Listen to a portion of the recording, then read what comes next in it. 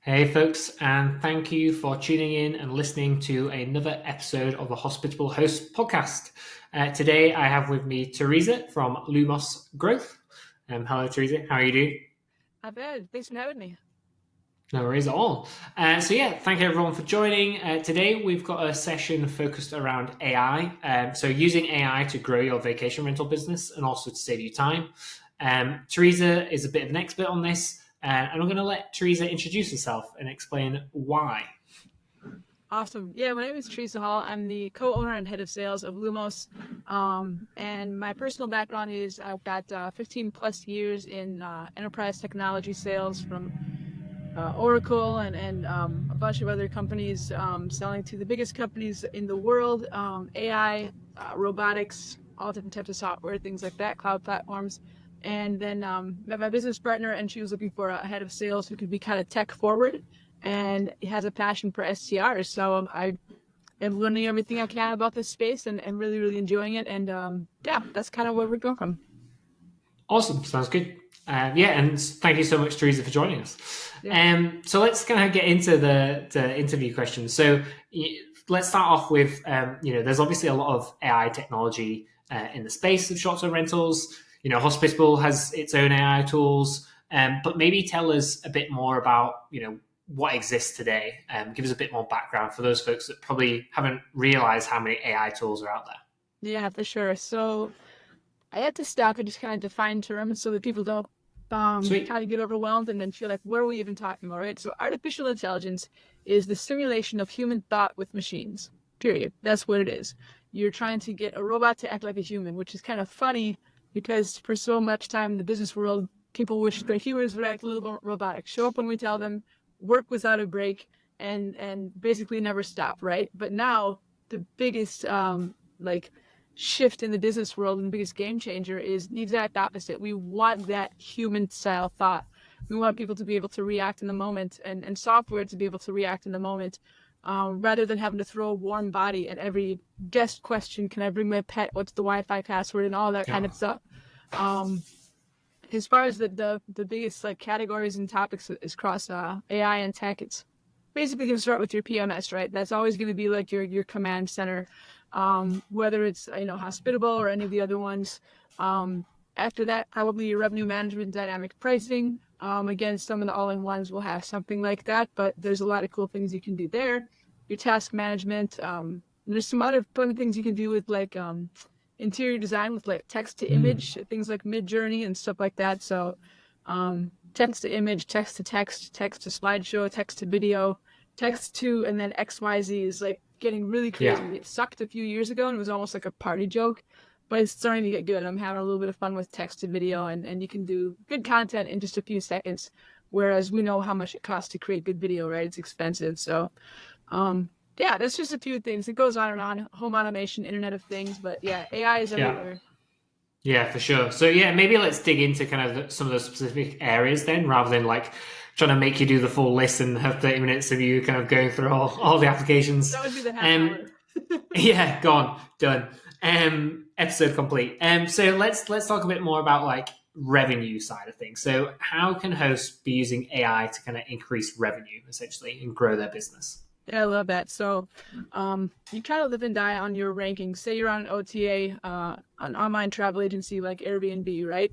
Everyone wants to know how to get to the top of that ranking when you search for, beautiful coastal cabin in Oregon or whatever. I want to be the one that shows up, right? So Yeah. how does that algorithm work? Well, one of the things they're paying attention to, inside of Airbnb and the company is they've got the algorithm measuring your guest responsiveness, to the second, right? So if all the pictures are just as good. It's still a 3x2, a single family residence, and everything else is the same, but this one responds to guests faster. They're going to show up higher. So how can you take advantage of that? Well, you can automate like what, 70, 80, 90% of the answers to the questions out there. Program them. You can also do a lot of fun things with personalization. And you probably ask some questions later on this, but I'm really excited about some of the tech that's out there and the AI for guest messaging, Mm. that is going to give you that responsiveness with the personalization and have that be just for not just whatever random guest, but for the family that's here and wants to know that the children's museum is around the corner and the playground is 3 blocks to the west and the pack and play is in the closet, and you can program your guest messaging if you're on Hospitable to respond to people based on who they are and their demographic. So how is that going to make you more money? Well, that's going to be someone who's more likely to give you a good 5-star review. They're more likely to feel like it was really about them and to tell their friends that they stayed at a great, vacation rental. And a lot of it, is in the software these days. Yeah, for sure. And something that you've maybe not even seen from Hospitable yet, Theresa, because we launched it like last week. We've just added kind of a guest summary piece on the inbox, and basically that's using AI to look at past reviews from those guests and basically suggesting to the host, this person loves a bottle of wine, this person likes a play area for their kids, and that kind of thing, so that you can kind of tailor that stay, right? And when you tailor people's stays, you get more 5-star reviews, which means more bookings. So obviously you get more revenue in the long term as well. Love that. That's a really cool feature. I'm excited to learn more about that. Nice. So then kind of thinking about, you touched on a bit of time management and saving time. What about when it comes to operations? Any tools there that we should be thinking about in terms of saving time with AI? Absolutely. I mean, you've got kind of your big four that you have to manage in the STR world, as far as I think about it: cleaning, maintenance, guest comms, and your marketing get booked out, right? So you can put 50 categories if you want to, but I'm just going to keep it simple and say there's 4 main things that you care about. At least that's how Lumos does it. And you can apply technology to those operational aspects, your task management. Maybe you've got an all-in-one giant PMS that says it's got a little bit of task management, and maybe it'll message a cleaner and say, hey, we need someone to come in right away. We've got a last minute booking, whatever, clean the place up. And then there's really cool ones where you can actually do it with pictures. You can get like a Matterport or one of those great 360 cameras and get a what we call a digital twin in the technology world, where you've got a 3D kind of a twin copy of the 3D environment, and you can tell your cleaner, your contractor, your partner, your maintenance person, whoever it is, your handyman, this is exactly how this room needs to look. Some guests come in and they like to play decorator and move things around. I don't know why people are moving furniture at an SCR, but they like to have fun sometimes. And you can use some really cool tech on the operations side to manage all those teams, let them know exactly how things have to be without living on the phone all the time. Again, every time you throw a warm body at a problem, you're dealing with it in the most expensive way possible. Awesome, yeah. And we'll kind of delve into some more categories soon, but talking about AI generally, and we're kind of naming a lot of different areas here where people can start using AI. What to you is kind of like the good first starting blocks? Imagine I'm a host, I've never kind of used any single AI tool before. I've never been on ChatGPT. Where do I start? Is it ChatGPT or is it elsewhere?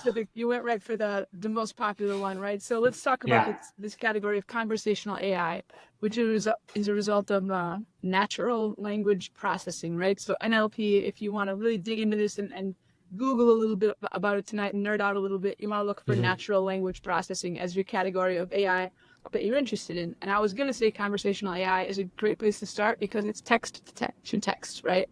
As opposed to text to any of the other things that it can create: charts, images, animation, video, like I mentioned before. Text to text is simple. It's like, I'm writing this, I have a guest that's furious even though they wrecked my rental, and I have to respond to them, and I have to be professional, and everyone else is going to see it. So I can write how I really feel and say, hey, ChatGPT or Jasper.ai is another great tool. Make this sort of a friendly, professional response and take my emotion out of it.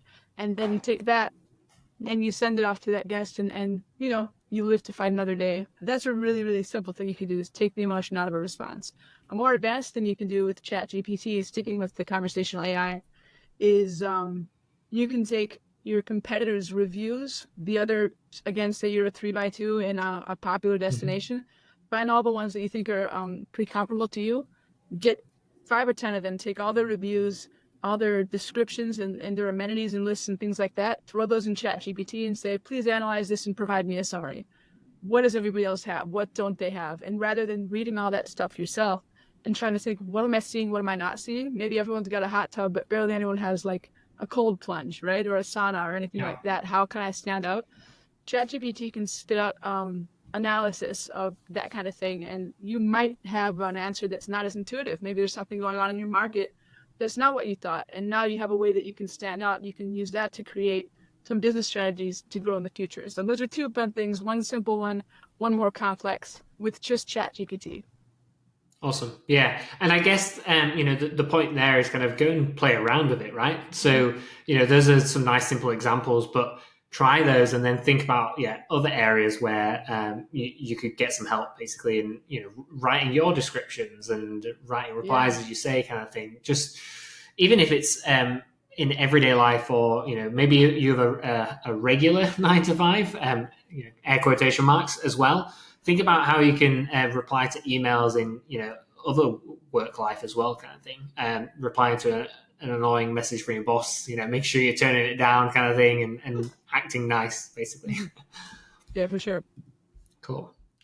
So then, kind of thinking about, and like I say, we'll get onto some more of the categories specifically.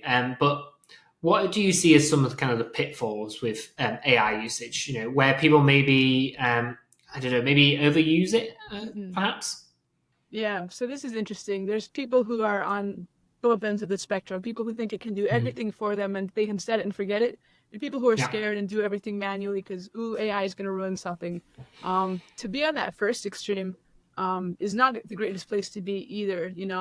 There's a reason with Hospitable, for example, that you've got breaks built in. You can say, yes, prepare the response to the guest, but let me look at it first, and all I have to do is hit send. I don't have to think it up or type it up, but I get to review it, right? So that's one thing you can do, is get out of this set it and forget it world, but still have your answers programmed. Like, can I bring my dog? Okay, is it under 45 pounds? Okay, yes, you can bring your dog. Like, you don't have to wake up at 3 a.m. to answer that. But can I get a discount? There's a stain on the rug. Maybe that's one that you turn off the AI and you think about it yourself. I'm like, who is this guest? Is it my target avatar? Do they have a history of complaint? Like, what's going on here? And slow down and have the human being take care of it. So I'd say the pitfalls is, one example is just thinking it can do everything and never stepping in and taking care of those corner cases or those unique, exceptional situations yourself. Because sometimes you have to. Mm-hmm. Yeah, so we're not there yet where AI is going to run your whole short-term rental for you. Unfortunately, you still have to do a bit of the manual work. But it's just kind of leveraging, I guess, and using it to save a little bit of time, give yourself a little bit of an edge, but not trying to make it do your whole job. Unfortunately, not just yet. Yeah. Sweet, sounds good. So as I kind of promised, let's kind of get back into some of those specific use cases. So do you know of any kind of AI tools or tools using AI that kind of help with dynamic pricing and kind of market analysis as well? Mm-hmm. Yeah, so there's a few big dogs in this space. Obviously, Price Labs, a lot of people are running that. AirDNA can do some cool things as well. Wheelhouse is another player that's out there. They claim to have a very open API, an API is just like a digital thread between two pieces of software, so they can talk to each other, right? So API is a good thing. If you're buying software, you want to be able to talk to the other stuff out there. And what you can do with those things is like optimize your pricing based on real-time market demand. And where the tools differentiate or differ from each other is, what data are they grabbing? How specific is it? What comp set are they putting together? Are they generating? And how recent is it? Is it from 4 days ago? Is it from this last Friday? How is that all happening? And how a lot of hosts, newer hosts, think about pricing is like, oh, if I'm struggling, maybe I'll just lower the price. But honestly, you can be leaving money on the table, and a good pricing tool will get you to raise it to the right rate, so that ideally you're charging more. You can do upsells with these things as far as pet fees, extra guests, maybe charge a little bit more for everyone above 6 people or something like that. So don't forget, it's about not just being the cheapest, but about really what's going on with the data in your market right now, and how can I maximize revenue without sitting empty and sitting unoccupied, right? So that's kind of a lot of it. Yeah, for sure. And I think, when we think about those, we think about AI as being not new, but kind of really having a big surge in the industry at the moment. It's a lot of new AI things coming out. And some of those dynamic pricing tools have actually been using AI for quite a while, actually, in their algorithms, and to kind of learn about what's going on in the market, to kind of figure out, what to price your property at. And, Price Labs is a good example, like you say.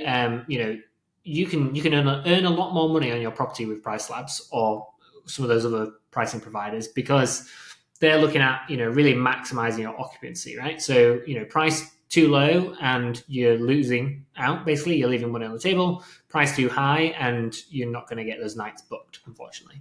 Yeah. I don't know if you've seen, Theresa, actually, just a couple of weeks ago, Price Labs actually released another nice AI feature. They're going to start doing kind of generative AI, where they essentially not just kind of spit data out at you and tell you this is the price you should charge. They're using AI to actually kind of formulate why that's happening and kind of write to you to explain, well, it's because there's, a concert in the area, or it's a holiday kind of thing. And it's quite a cool way to kind of start looking at that now. I love that. I feel like there was a story in the news a few months ago, or maybe last year, or something about some chick with the Airbnb found out when Taylor Swift was coming to town, like a year out, so no one was paying any attention.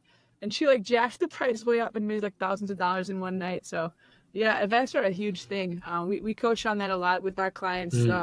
Pay attention to what's going on in the area and try to be that hub of knowledge about, why travel to this area, what's fun to do, local attractions, things like that. And going back to the conversational AI, ChatGPT and Jasper, you can, have blog posts and complement that with an event calendar on your direct booking site, or your own website. If you have just like a landing page with WordPress or something, get a blog on there. You don't have to be a great writer. There's AI tools out there for it, and become that hub of knowledge for travel in your area.